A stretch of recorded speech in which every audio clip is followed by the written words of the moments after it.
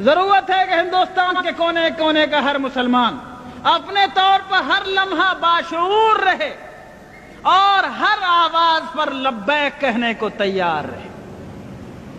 دوسری ضرورت اس بات کی ہے لوگوں کہ دین یا کوئی راستہ، آپ کے ہاں سروے میپ چھپتا ہوگا، اگر کبھی 100 برس پرانا سروے میپ آپ نے دیکھا ہو، بہت سی روڈ، بہت سی سڑکیں اس میں دیکھیں گے آپ۔ آج تلاش کریں گے وہ سڑک نہیں ملے گی، وہ ڈیڈ روڈ ہو گئی۔ کیوں؟ لوگوں نے چلنا چھوڑ دیا۔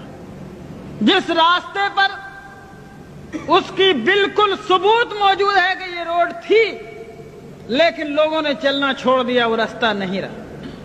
اور جہاں راستہ نہیں تھا لوگ چلنے لگے تو لوگوں کے راستہ لگا لینے سے راستہ بن جاتا ہے۔ اے میرے دوستو، اگر تم ہندوستان میں اسلام کی بقا چاہتے ہو تو سب سے پہلی ذمہ داری یہ ہے کہ اسلام کو اور اپنے آقا جناب محمد رسول اللہ صلی اللہ علیہ وسلم کے طریقوں کو ڈیڈ روڈ مت بننے دو۔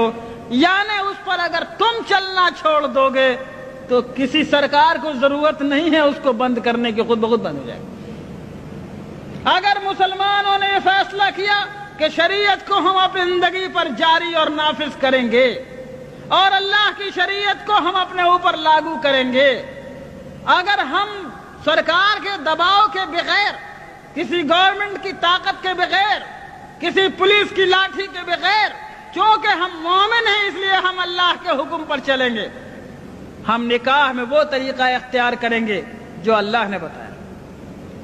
ہم وراثت بانٹیں گے، یہ نہیں ہوگا کہ بہن کا حق مارا جائے گا۔ کوئی تھوڑی بہت معمولی کھیت کی زمین ہے تو بٹ جائے گی، لیکن باپ کی دکان دبئی میں تھی تو یہ نہیں بٹے گی۔ اور شہر میں مکان تھا، مدراس میں اور پٹنہ میں اور دلی میں، تو وہ نہیں بٹے گا، اس میں بہن کو حق نہیں ملے گا۔ غلط بات ہے۔ اگر تم نے اپنے ہاتھوں سے خود شریعت کو چھوڑا تو کوئی تمہاری شریعت کی حفاظت نہیں کر سکتا۔ اگر شریعت تمہاری زندگی میں چالو رہی، تم شریعت پہ عمل کرتے رہے، تو شریعت کو انشاءاللہ کوئی نہیں مٹا سکتا، اس کا بھی عہد کیا جا سکتا ہے، کوئی طاقت نہیں مٹا سکتا۔ بس پہلی ذمہ داری یہ ہے کہ لوگوں جس طرح نماز کو ضروری جانتے ہو، لوگوں جس طرح روزے کو ضروری سمجھتے ہو، زکوٰۃ نکالنا ضروری ہے، حج نکالنا ضروری ہے، حج کرنا ضروری ہے، اسی طرح لوگوں اللہ کی شریعت کو جہاں تک ممکن ہو اپنی زندگی میں جاری کرنا ضروری ہے۔ ٹھیک ہے، ہندوستان کے حالات میں ہم حدود و قصاص جاری نہیں کر سکتے، ہمارے اندر اس کی استطاعت و طاقت نہیں ہے، لیکن ہم قانون نکاح، قانون طلاق، قانون فسخ، قانون وصیت، قانون ولایت، قانون وراثت وغیرہ دوسرے معاملات میں اللہ کی شریعت کو ہم اپنے اوپر جاری کرنے کی طاقت رکھتے ہیں، وہاں پر ہم کو جاری کرنا ہوگا۔ سنو لوگو، اللہ تعالیٰ نے ہم کو اتنے کا مکلف بنایا ہے جتنے کی ہمارے اندر طاقت ہو، اس میں کوتاہی کریں گے تو پکڑے جائیں گے۔ سیدنا امام بویتی رحمت اللہ علیہ بہت بڑے عالم گزرے ہیں، فقہ شافعی کے بہت بڑے امام ہیں۔ جب خلافت عباسیہ کا زمانہ تھا، مسئلہ خلق قرآن پر ان کو قید کر دیا گیا جیل خانے میں، ان کے پیروں میں بیڑیاں تھیں۔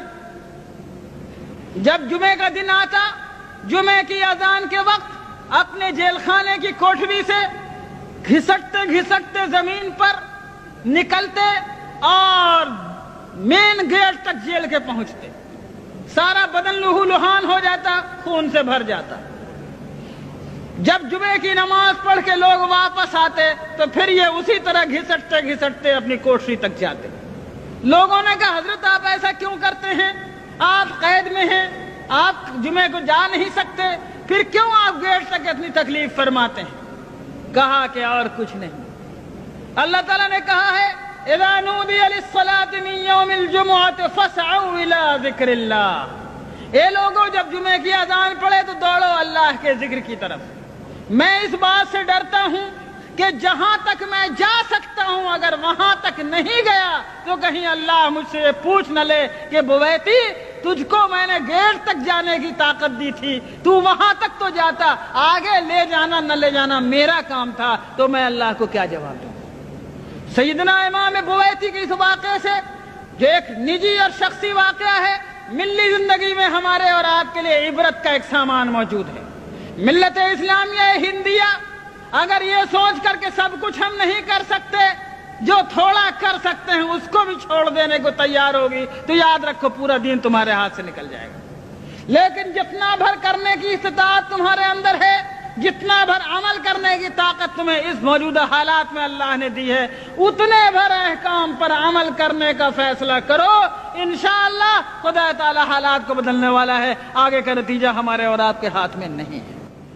मेरे बुजुर्गों और दोस्तों, हिंदुस्तान में जद्दोजहद जो शरीयत इस्लामिया के तहफ़्फ़ुज़ की चल रही है, इस जद्दोजहद को कामयाब बनाने के लिए आपको हर कोने में, चाहे आप जहां रहते हो, अपने हालात से बेखबर नहीं रहना चाहिए।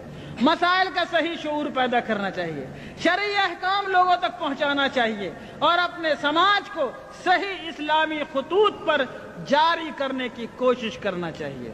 अगर हमने ये सब कुछ किया तो इंशाअल्लाह हिंदुस्तान में हमारा इस्लामी वजूद बाकी रहेगा और कोई साजिश इसे मिटा नहीं सकेगी। अल्लाह हमको और आपको हक और खैर की तौफीक अता फरमाए।